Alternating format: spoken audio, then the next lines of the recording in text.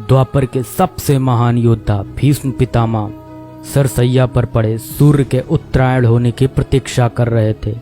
तभी उनके कानों में एक परिचित ध्वनि शहद घोलती हुई पहुंची। प्रणाम पितामह। भीष्म के सूख चुके होठों पर एक मरी हुई मुस्कुराहट तैर उठी और बोले, आप देवकी नंदन कृष्ण, स्वागत है तुम्हारा। मैं बहुत देर से तुम्हारा ही स्मरण कर रहा था। कृष्ण बोले, क्या कहूँ पितामह, अब तो यह भी नहीं पूछ सकता कि कैसे हैं आप। भीष्म पितामह चुप रहे, कुछ क्षण बाद बोले, कुछ पूछूं के सब, बड़े अच्छे समय से आए हो। संभवतः शरीर छोड़ने के पूर्व मेरे अनेक भ्रम समाप्त हो जाएंगे। कृष्ण बोले, कहिए ना पितामह।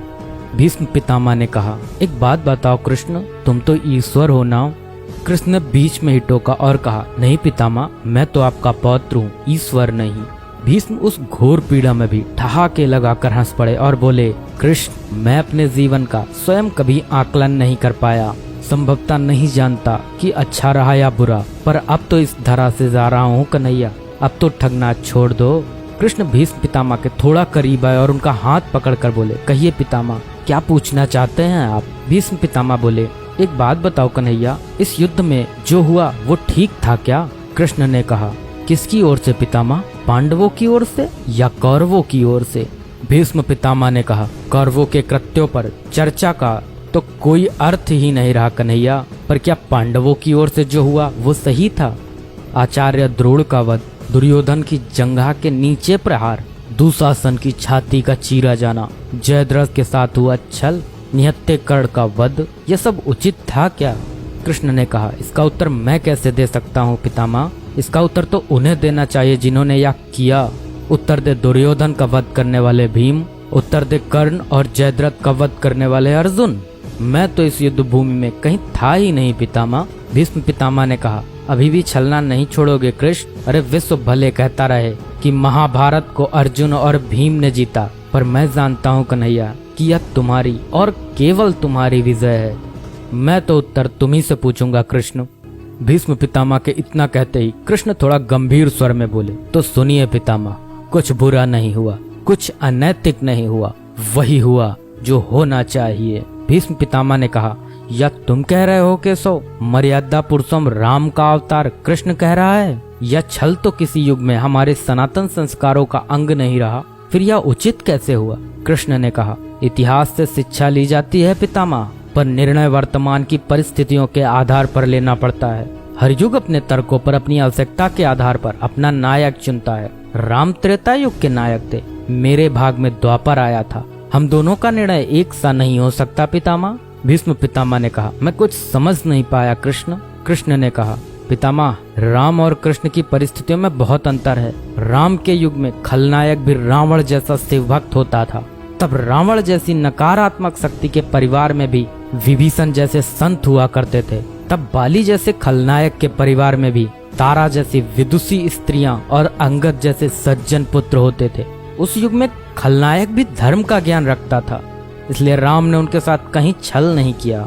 किंतु मेरे युग के भाग में कंस, जरासंध, दुर्योधन, दुशासन, शकुनी, जयद्रथ जैसे घोर पापी आए हैं।